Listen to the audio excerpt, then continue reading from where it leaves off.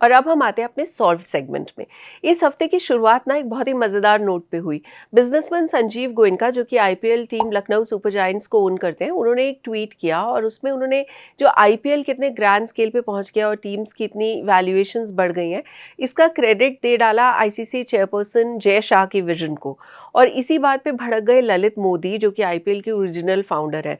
उनका रिप्लाई आप स्क्रीन पे देख सकते हैं। उन्होंने काफ़ी इमोजी इमोजी डाल के अपना रिएक्शन दिया। और अब क्योंकि इस कॉन्वर्सेशन ने इंटरनेट पे एकदम हल्ला मचा दिया, तो हमने सोचा कि इस बार इस सेगमेंट में हम इसी टॉपिक को सॉल्व करते हैं कि आखिर इंडियन प्रीमियर लीग जो है वो 2008 में जब से शुरू हुई थी से लेके 2026 में नंबर्स के तौर पर कितनी बढ़ गई है। तो पीछे चलिए, अप्रैल 2008 के उस बेंगलुरु स्टेडियम में माहौल में एक्साइटमेंट थी और डर भी था। कुछ लोग कह रहे थे कि T20 क्रिकेट सिर्फ एक मसाला होता है, एंटरटेनमेंट होता है, असली स्पोर्ट नहीं होता। इन्वेस्टर्स डर रहे थे और किसी को पता नहीं चल रहा था कि ये एक्सपेरिमेंट जिसको आईपीएल कहा जा रहा है ये कैसे जाएगा। क्या आपको पता है कि पहला आईपीएल ऑक्शन जो है वो कैसे हुआ था? अभी आजकल की तरह लाइव टेलीकास्ट वगैरह नहीं हुआ था। वो ऑक्शन बॉम्बे के एक होटल में दरवाज़ा बंद करके किया गया था, बिना किसी कैमरे के, बिल्कुल एक सीक्रेट डील की तरह। तब बीसीसीआई ने 8 टीम्स का जो टोटल बेस प्राइस है वो रखा था लगभग 1600 करोड़ रुपए। दुनिया भर के फाइनेंशियल एक्सपर्ट्स ने कहा था कि बीसीसीआई बहुत बड़ी गलती कर रही है, क्योंकि इतना पैसा मांग रहे, इतना पैसा कौन देगा। लेकिन जब ऑक्शन ख़त्म हुआ तो सब हैरान हो गए, क्योंकि रिजल्ट निकला टोटल वैल्यूएशन का लगभग 2900 करोड़। अब आपको मैं हाल ही की एक न्यूज़ बताती हूँ। 2008 में बिजनेसमैन मनोज बादले ने राजस्थान रॉयल्स टीम जो है वो खरीदी थी सिर्फ 268 करोड़ में।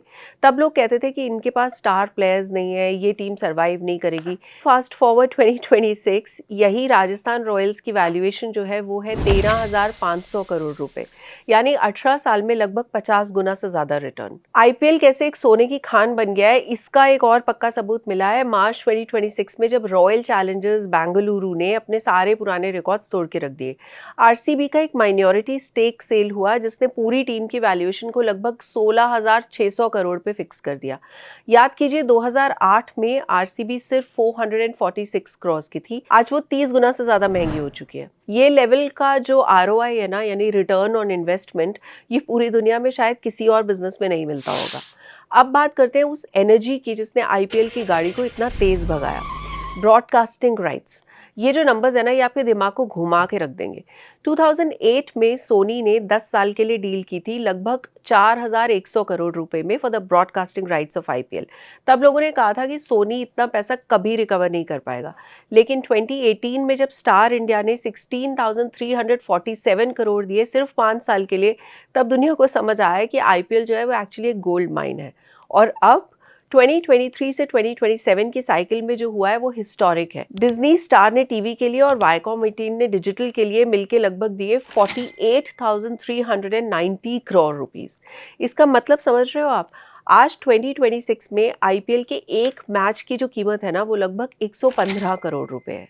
यानी जब बॉलर एक बॉल फेंकता है तो उस एक बॉल की वैल्यूएशन जो है वो लगभग 50 लाख रुपए होती है। सोचिए, एक डॉट बॉल की कीमत एक लग्जूरियस फ्लैट के बराबर है। इस मामले में आईपीएल ने शायद इंग्लिश प्रीमियर लीग को भी पीछे छोड़ दिया है, और अब सिर्फ जो अमेरिका का नेशनल फुटबॉल लीग है ना, यानी एनएफएल, लगता है वही बच गया ब्रीच करना। लेकिन ये पैसा जो है ना, सिर्फ ब्रॉडकास्टिंग से नहीं आता। स्पॉन्सरशिप का भी जो ग्राफ है वो भी बढ़ता जा रहा है, उसकी भी बात सुन लो। 2008 में डीएलएफ ने टाइटल स्पॉन्सरशिप के लिए साल के 40 करोड़ रुपए दिए थे। आज 2026 में टाटा ग्रुप साल के लगभग 500 करोड़ रुपए पे कर रहा है फॉर द स्पॉन्सरशिप। ये 1200% से ज़्यादा का जंप है। ब्रांड वैल्यू कहाँ पहुँच रही है, कहाँ ख़त्म हो रही है, किसी को समझ में नहीं आ रहा। पहले सिर्फ 4-5 बड़े ब्रांड्स आईपीएल से जुड़ना चाहते थे। आज 2026 में हर टीम के पास 15 से 20 पार्टनर्स या स्पॉन्सर्स होते हैं। उनके हेलमेट से लेके उनके सॉक्स तक हर जगह कोई ना कोई ब्रांड चिपका हुआ होता है। सेंट्रल पूल का जो सिस्टम है वो ऐसा है कि बीसीसीआई मीडिया राइट्स और स्पॉन्सरशिप का 50% हिस्सा जो है वो टीम के साथ शेयर करती है आजकल। इसका रिजल्ट ये है कि आज 2026 में आईपीएल की हर एक टीम बिना कोई टिकट बेचे भी साल के शुरुआत में ही प्रॉफिट में होती है। और अब आते हैं उस सवाल पर जो आजकल फाइनेंस की दुनिया में बहुत चर्चा में है। आईपीएल की असली कीमत क्या है? अगर आप इंटरनेट पे देखेंगे तो कुछ रिपोर्ट्स हैं जो आईपीएल की ओवरऑल वैल्यूएशन को 1,58,000 करोड़ रुपए बताती है, जबकि कुछ इसे 84,000 करोड़ के आसपास भी मानते हैं। ये इतना बड़ा फ़र्क क्यों है? दरअसल 1.5 लाख करोड़ वो जो एंटरप्राइज वैल्यू है, जो तब कैलकुलेट की जाती है जब हम आईपीएल को एक ग्लोबल ब्रांड और फ्यूचर ग्रोथ पोटेंशियल के हिसाब से देखते हैं।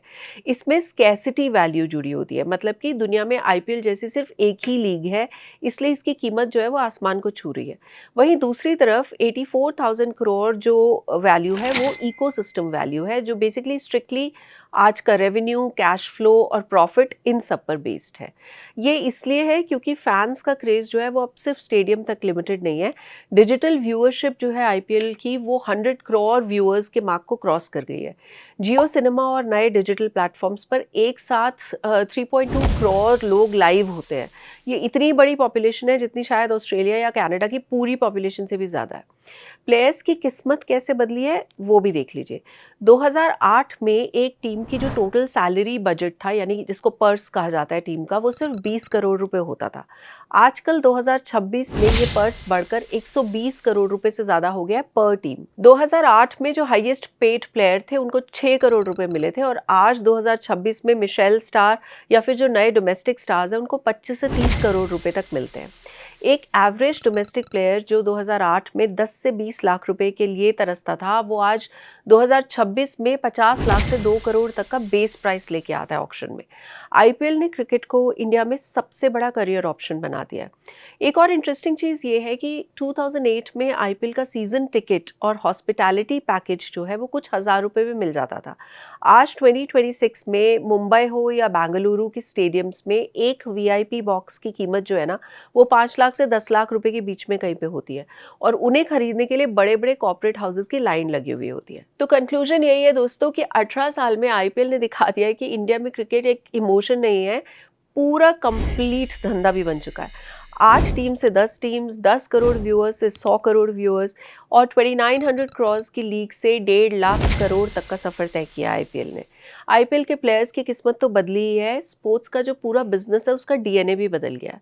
इससे दिखाया है कि अगर आप पैकेजिंग सही कर सकते हैं और फैंस को सही एक्सपीरियंस दे सकते हैं, then sky is the limit.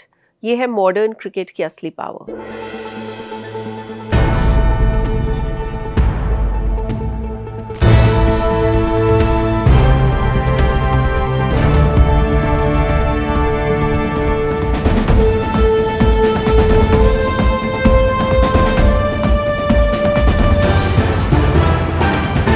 The Right Angle with Sonal Kalra.